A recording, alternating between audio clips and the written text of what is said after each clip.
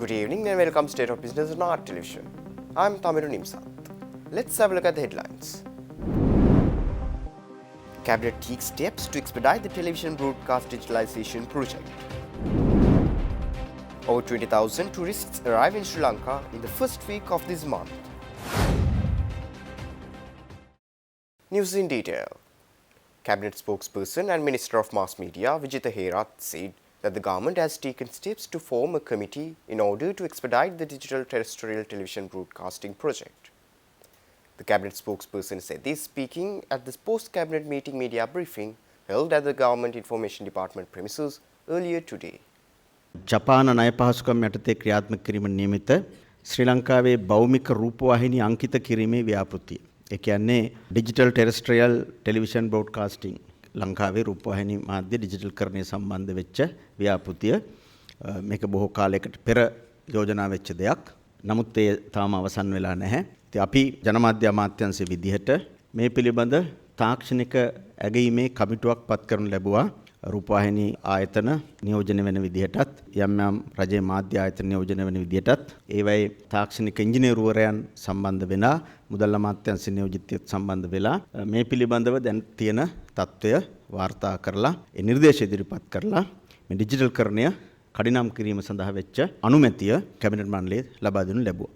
දැනට ලබා දීලා තියෙන්නේ ඒ ඩිජිටල් කරන ව්‍යාපෘතිය අධීක්ෂණය කරලා ඒ තාක්ෂණික කටයුතු පිළිබඳ ඇගීම් වාර්තාවක් ඉදිරිපත් කරන්න ඒ සඳහා වෙච්ච කමිටුව පත් කිරීම සඳහා ජනමාධ්‍ය අමාත්‍යාංශ ලේකම්වරයාගේ සභාපතිත්වයෙන් යුක්ත කමිටුවක් පත් කරන්න කැබිනට් මණ්ඩලයේ අනුමැතිය ලබා දුන්නා. Speaking further at the press briefing, spokesperson Vijitha Herath said that the Cabinet has approved the immediate appointment of a new Commissioner General for the Department of Excise. This decision was made following a Cabinet proposal submitted by the President in his capacity as the Minister of Finance, Economic Development, Policy Formulation, Planning and Tourism. Herath said that the Sri Lanka Excise Department, a key revenue generating agency for the government, requires leadership capable of addressing future challenges and achieving departmental goals. The newly appointed Commissioner General UDN Jayavira is a special grade officer of the Inland Revenue Service and was previously serving as an additional secretary in the Presidential Secretariat.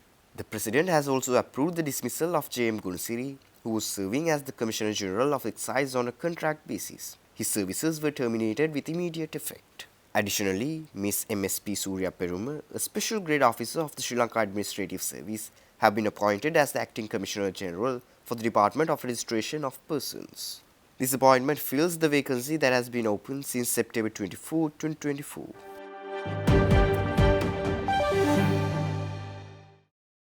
The Inland Revenue Department of Sri Lanka has successfully collected over 1,400 billion rupees in taxes by the end of last month, surpassing 70% of its annual target of 2,024 billion rupees. Commissioner General Sepalika Chandrasekharu acknowledged this significant progress but stressed the importance of addressing outstanding taxes. Certain taxpayers under the self-assessment system have yet to meet their dues. The department will conduct in-person visits to ensure these taxes are promptly collected. The Commissioner General also emphasized that the Inland Revenue Department will enforce legal measures where necessary to recover unpaid taxes, ensuring compliance moving forward.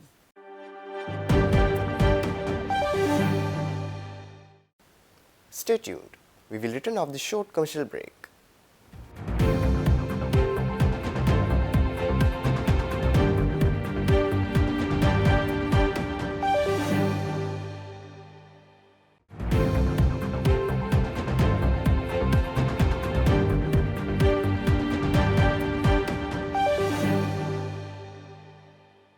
Welcome back after the break. Sri Lanka has surpassed 1.5 million tourist arrivals so far in 2024. In the first week of October, over 20,000 visitors arrived in Sri Lanka, according to the latest data released by the Sri Lanka Tourism Development Authority. This achievement marks the highest number of arrivals since the devastating Easter Sunday attacks in 2019.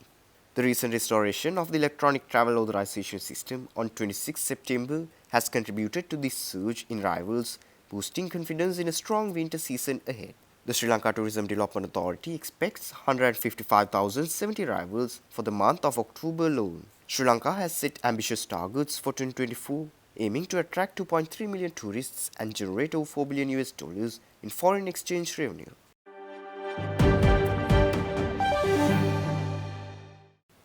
Pepsi Sri Lanka celebrated 125 years of global pop culture by unveiling its new brand identity through a first-of-its-kind campaign, Pepsi Street Color.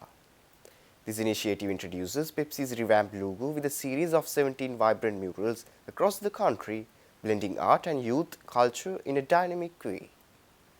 The spectacular launch event took place at Colombo's iconic Lotus Tower, where the skyline lit up with Pepsi's new bold colors.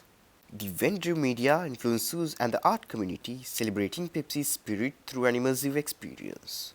Associate Director of PepsiCo, Anuj Goyal, said, "With this initiative, Pepsi is taking its bold new identity to the streets of Sri Lanka, expanding the horizons of visual narrative and youth culture."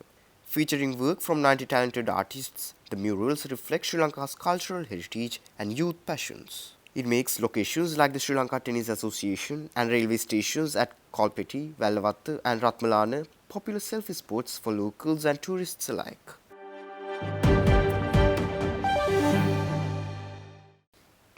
Sri Lanka Triposha Company celebrated its remarkable 50th anniversary with a grand event titled Sittam, held on the 1st of October, which also marked World Children's Day and Elderly Day. The event took place at the Sri Lanka Foundation Institution's auditorium, where winners of the island-wide Sittam Art and Design competition were awarded prizes and certificates.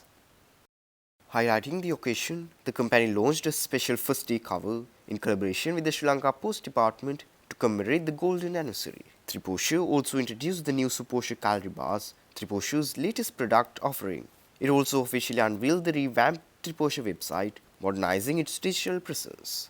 In demonstration of its success as a fully state-owned, profit-making enterprise, Sri Lanka Triposha Company symbolically presented a cheque for 16.5 crore rupees to the exchequer as dividends from its 2023 profits.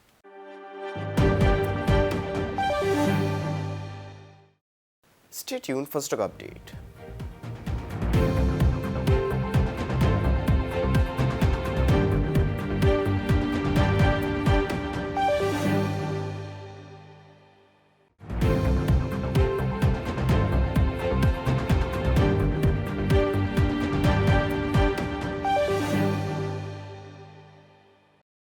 Trading at Clump Stock Exchange ended on positive notes today.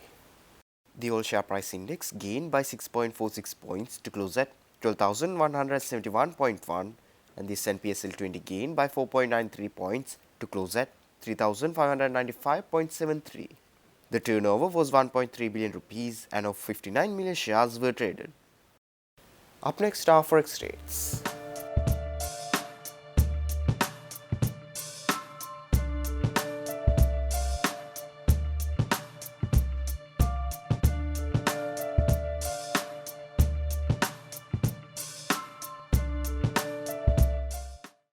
That's all our news for today.